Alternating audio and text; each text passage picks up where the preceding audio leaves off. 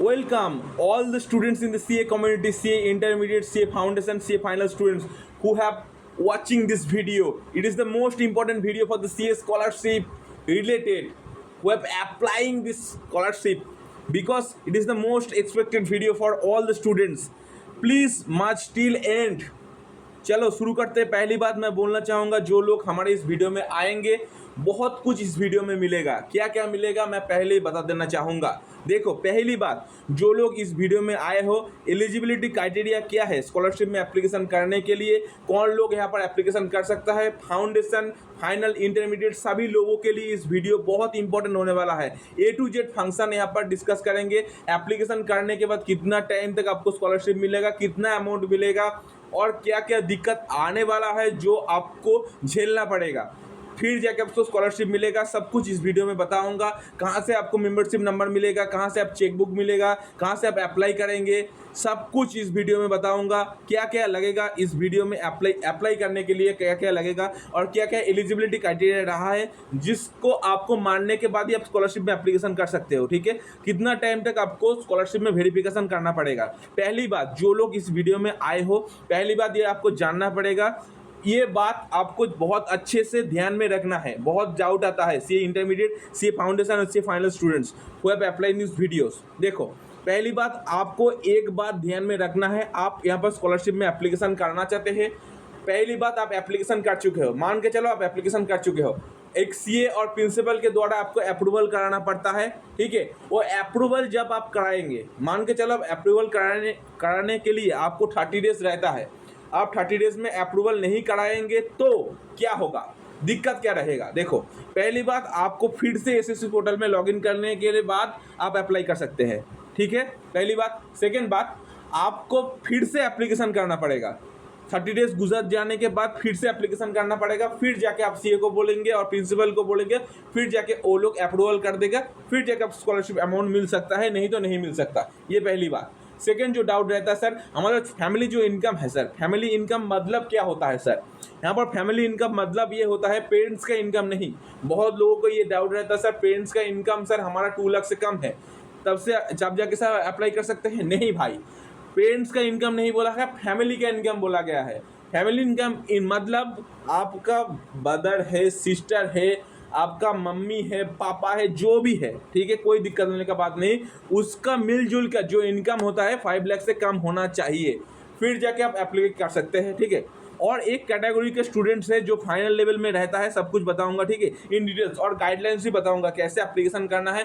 कुछ भी दिक्कत हो जाता है एप्लीकेशन करने के बाद, कुछ भी दिक्कत हो जाता है, कैसे आप सॉल्व करेंगे, सब कुछ इस वीडियो में बता दूंगा। देखो, पहली बात, आप जाके जब स्कॉलरशिप में एप्लीकेशन करना चाहते हैं, ठीक है, आपको मान के चलना है। पहली बात, आपको क्या लगता है, पहली बात लगने के पहले अब ये जानकारी जानने है आपको, फाउंडेशन और इंटरमीडिएट में ये स्कॉलरशिप में आपको अप्लाई करने के लिए आपको एक सीए का मेंबरशिप नंबर लगता है, फाइनल में भी लगता है। फाइनल में 3 कैटेगरी का स्कॉलरशिप मिलता है। पहली बात मैं बोल देना चाहूँगा, 1 से यहाँ पर लिखा दे, देखो रैंक होल्डर, जो लोग रैंक होल्डर है यहाँ पर देख लीजिए, रैंक होल्डर 1 से 10 के बीच में जो रैंक होल्डर है, फाइनल लेवल में मैं बोल रहा हूँ, उसको कोई भी इनकम क्राइटेरिया वेरीफाई करने की कोई बात नहीं है। पहली बात, आपको क्या क्राइटेरिया है, यहाँ पर आप मान के चलो फाइनल लेवल में हो, आप रैंक लाए हो, 1 से 10 के बीच में रैंक लाए हो, आपको क्या एलिजिबिलिटी क्राइटेरिया है। पहली बात, आपको फाइनल कोर्स में एनरोल करना है और आर्टिकलशिप में भी आपको एनरोल करना है। ठीक है, फिर जाके आपको क्या करना है, अप्लाई कर सकते हो। अप्लाई करने के लिए आपको कोई मेंबरशिप नंबर नहीं लगता है, ये बात ध्यान में रखना है। फाउंडेशन नहीं, इंटरमीडिएट नहीं, final students who have applying this video, who have applying this scholarship, जिसके रैंक आना चाहिए 1 से 10 के बीच में, उसको कितना टाइम तक स्कॉलरशिप मिल सकता है ये मैं बोल देना चाहूँगा। देखो, पहली बात, आपको कितना अमाउंट तक स्कॉलरशिप मिल सकता है, 5000 रुपीज़ पर मंथ मिलता है। और एक बात, पर मंथ मिलता है मतलब कितना टाइम तक मिलता है, देखो यहाँ पर लिखा है 24 मंथ्स। ओके, 24 मंथ्स आपको मिलता है स्कॉलरशिप मिनिमम, और मैक्सिमम कितना मिलता है, 30 मंथ्स। यहाँ पर आपको एक डाउट रहेगा, सर 30 मंथ स्कॉलरशिप क्यों मिलता है। सर हमारा आर्टिकलशिप का पीरियड तो 24 मंथ्स रहता है, तो फिर जाके 30 मंथ्स कैसे स्कॉलरशिप मिलेगा, ये बात आपको ध्यान में रखना है। देखो, आप 24 मंथ्स के गुजर जाने के बाद मान के चलो आपका कहाँ से भी मेडिकल इशू आ गया है, आपका आर्टिकलशिप कंप्लीट नहीं हुआ, ठीक है, फिर जाके आपको 6 मंथ और एक्सटेंड पीरियड मिलता है स्कॉलरशिप लेने के लिए। वहाँ पर जब मेडिकल इशू देखकर आप जब आर्टिकलशिप में एक्सटेंड करते हैं, फिर जाकर आप 6 मंथ एक्स्ट्रा स्कॉलरशिप आपको मिलता है, पहली बात, ठीक है। कोई दिक्कत लेने का बात नहीं, मैं क्लियर कर देता हूँ। देखो, टाइप्स ऑफ स्कॉलरशिप आपको कैसा मिलता है। देख, economic need scholarship made best, economic need scholarship, economically need scholarship students, economically need scholarship students और फाउंडेशन कोर्स स्टूडेंट्स, ठीक है। एंडोर्समेंट स्कॉलरशिप, और ये भी एक स्कॉलरशिप का कैटेगरी रहता है जिसका मम्मी और पापा कोई नहीं है, जिसका मम्मी और पापा कोई नहीं है और पापा गुजर गए हैं, मम्मी नहीं इनकम करता है, उसको भी स्कॉलरशिप मिलता है।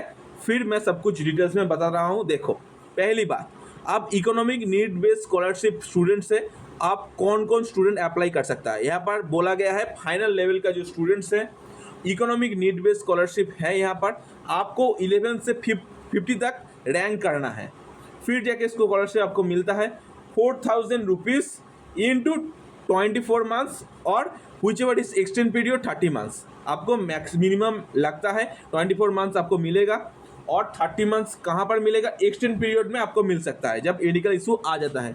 आपका यहाँ पर क्या है, आपका जो पेरेंट्स का इनकम है, इनकम 5 लाख से कम होना चाहिए, not exist then 5 lakh. 5 lakh exit करेगा तो स्कॉलरशिप का अमाउंट आपको नहीं मिलेगा। ये बात आपको ध्यान में रखने के बाद ही स्कॉलरशिप में एप्लीकेशन करना है, नहीं तो नहीं करना है, ठीक है। और 11 से 50 तक आपको रैंक लाना है, फिर जाके आप एप्लीकेशन कर सकते हो, ठीक है। और एक बात यहाँ पर बहुत अच्छे से मैं बताना चाहूँगा, जो लोग फाइनल में रजिस्ट्रेशन कर चुके हैं और आर्टिकलशिप करना है उसको ही स्कॉलरशिप मिलता रहेगा, ठीक है। और एक बात, बहुत स्टूडेंट का ये डाउट रहता है, सर हमारा जो स्कॉलरशिप है फाइनल लेवल में मिलता है 24 मंथ्स से मिलता है, सर कितना टाइम तक मिलता है, तो हमको पता है सर कितने मंथ में मिलेगा, ये मैं वीडियो में लास्ट में जाने के बाद बता दूंगा। आपको क्वार्टर में स्कॉलरशिप मिलता है, मान के चलो क्वार्टर क्या होता है, 3 मंथ लेकर एक क्वार्टर होता है, ठीक है। और 3 मंथ लेकर जो क्वार्टर होता है, एक ईयर में कितना क्वार्टर रहता है, 4 क्वार्टर रहता है। ये बात भी मैं डाउट क्लियर करने के बारे में बता रहा हूँ, ठीक है। आपका और एक डाउट बहुत अच्छा खासा रहता है सर, पहली डाउट, सर हमको चेकबुक कैसे मिलेगा और चेकबुक कैसे अपलोड करना है, ये अच्छा खासा डाउट रहता है। देखो, आपको चेकबुक कैसे मिलेगा ये सब कुछ मैं वीडियो के एंड में बताऊंगा। फिर से मैं बोल देना चाहूँगा, देखो फाइनल लेवल का और एक स्टूडेंट रहता है, ठीक है, इकोनॉमिक नीड स्कॉलरशिप स्टूडेंट्स, जो लोग फाइनल लेवल में एडमिशन ले गए हो, ठीक है, कोई दिक्कत लेने का बात नहीं है, जो कोई भी रैंक नहीं लाए हो, मान के चलो आप कुछ भी रैंक नहीं लाए हो, फिर जाकर आप स्कॉलरशिप में एप्लीकेशन करना चाहते हैं। पहली बात, आपको आपका जो फैमिली इनकम है 5 लाख से कम होना चाहिए, पहली इनकम क्राइटेरिया, और आपको एक सीए के द्वारा मेंबरशिप नंबर लगेगा और एक चेकबुक लगेगा, ठीक है। सभी स्टूडेंट के लिए ये एप्लीकेबल है, चेकबुक सभी स्टूडेंट को लगता है। फिर मेंबरशिप नंबर सिर्फ फाइनल लेवल में जो 1 से 10 के बीच में रैंक लाते हैं उसको नहीं लगता है, उसका फैमिली इनकम जो भी हो, 1 करोड़ हो सकता है, 2 करोड़ हो सकता है, उस स्टूडेंट को स्कॉलरशिप मिल सकता है, मिल जाता है, ठीक है, कोई दिक्कत लेने का बात नहीं है यहाँ पर। और एक बात, यहाँ पर जो लोग रैंक नहीं लाते हैं, फाइनल स्टूडेंट्स हैं, जो इकोनॉमिक वीकर स्टूडेंट्स है, वही यहाँ पर अप्लाई कर सकते हैं, जिसका एनुअल इनकम है, पेरेंट्स का एनुअल इनकम है, पेरेंट्स का सॉरी हम एक बात बहुत अच्छे से आपको बोलना चाहेंगे, पेरेंट्स का फैमिली इनकम, पेरेंट्स का इनकम 5 लाख से कम होना चाहिए। पेरेंट्स का मतलब आपका पापा मम्मी हो सकता है, ठीक है, आपका ब्रदर भी हो सकता है, आपका पेरेंट्स, ठीक है। यहाँ पर क्या करना है, आपको जो स्टूडेंट्स का रिगार्डिंग है रजिस्ट्रेशन नंबर, आपको रजिस्ट्रेशन करना है और आर्टिकलशिप में एनरोल करना है, ठीक है। और एक बात मैं फिर से बताऊंगा, देखो इंटरमीडिएट स्टूडेंट के लिए एक एलिजिबिलिटी क्राइटेरिया रहता है, ठीक है, 2500 पर मंथ आपको मिलता है। कितना मंथ तक मिलता है आपको, यहाँ पर मैं बोलना चाहूँगा, student who are registered for intermediate course through foundation route और थ्रू डायरेक्ट एंट्री रूट। बहुत लोगों का डाउट रहता है, सर इंटरमीडिएट रूट में सर हम फाउंडेशन में क्लियर करके आए हैं, सर हम फाइनल लेवल में से क्लियर करके आए हैं, सर हम ग्रेजुएशन कंप्लीट करके आए हैं, तो सर क्या करना पड़ेगा, कुछ भी नहीं। यहाँ पर मान के चलो, देखो आपका 8 मंथ स्कॉलरशिप आपको मिल सकता है, ठीक है। पहली बात, ये 9 मंथ तक मिलता था, जो इंटरमीडिएट स्टूडेंट का था वो 9 मंथ तक मिलता था, अभी सर 8 मंथ कर दिया गया है। कोई दिक्कत आने का बात नहीं, 8 मंथ 2500 रुपीज़ आपको मिलेगा, पहली बात। और सेकेंड बात, आपको 3 मंथ्स के अंदर अंदर और एक IT और OT जो ट्रेनिंग रहता है, वह ICITSS जो ट्रेनिंग रहता है, सॉफ्ट स्किल और हार्ड स्किल्स का जो ट्रेनिंग रहता है, वो ट्रेनिंग आप कंप्लीट करते हो तो फिर जाके आप 3 मंथ एक्स्ट्रा एडिशनली आपको मिल जाता है, और 12 मंथ्स के पहले पहले आपको स्कॉलरशिप मिल जाता है, ठीक है। और एक बात मैं बोलना चाहूँगा यहाँ पर, additional 3 months if the students have passed any one group in the intermediate examination with in 12 months of registration for the intermediate course. Intermediate course में आप रजिस्ट्रेशन करने के बाद और आप पहला ग्रुप क्लियर कर चुके हो तो फिर जाके आप 3 मंथ्स का स्कॉलरशिप आपको मिल जाता है, एडिशनली मिल जाता है, ठीक है, कोई बात नहीं। फिर जाके मैं बोलूँगा जो लोग इस फाउंडेशन में अप्लाई करना चाहते हैं, ठीक है, बहुत अच्छा कहूँगा, फाउंडेशन बहुत स्टूडेंट रहता है जो फाउंडेशन में अप्लाई करना चाहते हैं, ठीक है, ये बहुत दिक्कत रहता है। देखो यहाँ पर जो फाउंडेशन लेवल में स्टूडेंट्स रहता है, ठीक है, कोई बात नहीं, मैं बोल देना चाहूँगा यहाँ पर। नमस्ते दोस्तों, फिर से मैं बोलना चाहूँगा जो लोग फाउंडेशन में है, फाउंडेशन में बहुत डाउट रहता है यहाँ पर, ठीक है। फाउंडेशन में बहुत स्टूडेंट्स बोलता है सर हमारा एनुअल इनकम सर 5 लाख से बहुत कम है, 4 months commencing from the following month the registration of foundation, ठीक है। आपको lump sum month 6000 have been eligible students who have registered the foundation course and applied under the category, ठीक है। पहले मैं बोल देना चाहूँगा ये 8 मंथ तक आपको मिलता था, ठीक है, 8 मंथ तक मिलता था फाउंडेशन लेवल में, बट यहाँ पर थोड़ा बहुत पीरियड कम कर दिया गया है, ठीक है। 4 मंथ कॉमेंसिंग आपको मिलेगा रजिस्ट्रेशन में, ठीक है, और रैमसम अमाउंट आपको 6000 रुपीज़ मिलता है स्कॉलरशिप में, ये बोल दिया गया है फाउंडेशन में, नया वाला आया गया है, ठीक है, कोई दिक्कत होने का बात नहीं। 6000 रुपीज़ आपको मिलेगा, एलिजिबिलिटी क्राइटेरिया 4 मंथ्स तक आपको स्कॉलरशिप मिल सकता है, ठीक है।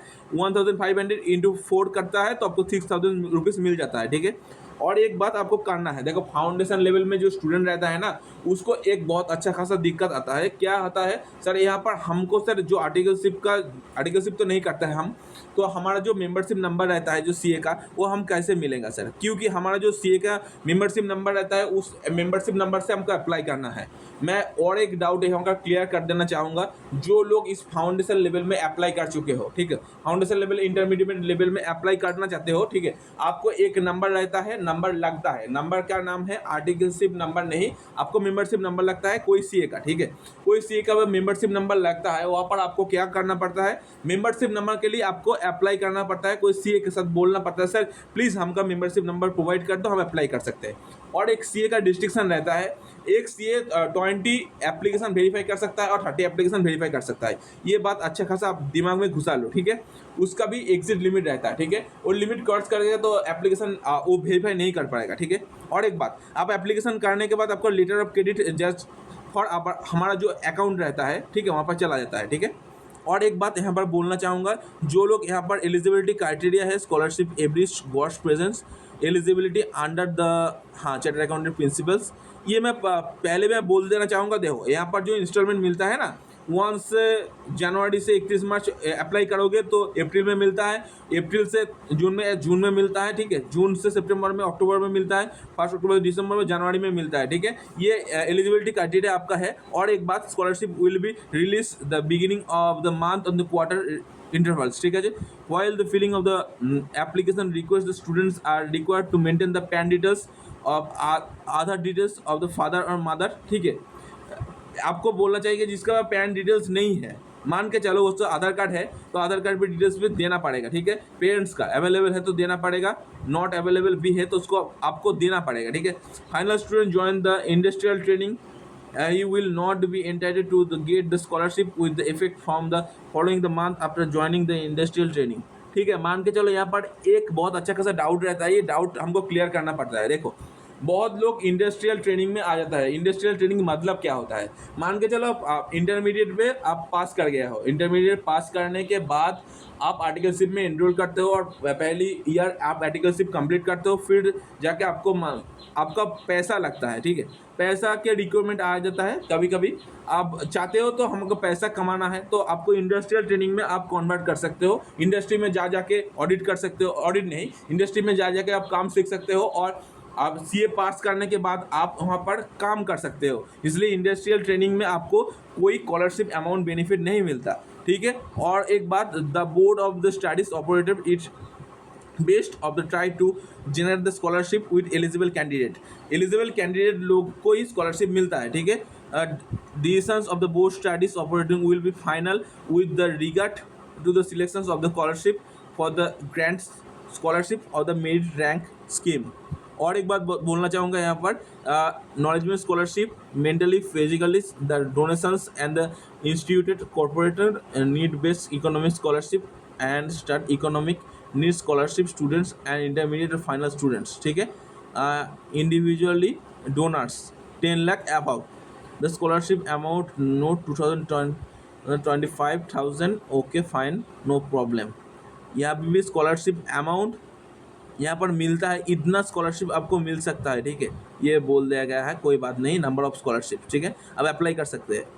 और एक बात मैं बोलना चाहूँगा, जो लोग यहाँ पर एप्लीकेशन करना चाहते हैं बहुत अच्छे से एप्लीकेशन कीजिए। और एप्लीकेशन करने के लिए आपका सीए का एक मेंबरशिप नंबर लगता है। सीए जो को भी हो सकता है, सीए प्रैक्टिस हो सकता है, सीए इन सर्विस हो सकता है, सीए इन टीचिंग हो सकता है, कोई दिक्कत लेने के बाद नहीं, उसका मेंबरशिप नंबर ले लो। और आपका एक चेकबुक रहता है, चेकबुक कैसे आपको मिलेगा मैं बोलना चाहूँगा। आपका बैंक में जाना है और जिस बैंक का अकाउंट आप वहाँ पर देना चाहेंगे उस बैंक का अकाउंट से लेकर लिंकिंग एक पासबुक आपको अपलोड करना पड़ता है। आप पासबुक का एक पासबुक नहीं, आपको चेकबुक अपलोड करना पड़ता है। और आपका चेकबुक नहीं है तो आप इशू कर लीजिए, ठीक है, कोई दिक्कत नहीं रहेगा। और चेकबुक आपको पहले जो पेज रहता है ना, उस पेज को कैंसिल चेक बोलकर अपलोड करना है, ठीक है, फिर जाकर उसको स्कॉलरशिप मिलता है। सभी दिक्कत आपको क्लियर कर चुका हूँ, ठीक है। बहुत अच्छा लगे तो चैनल को सब्सक्राइब करना और बहुत अच्छे से लाइक, सब्सक्राइब और शेयर कर देना।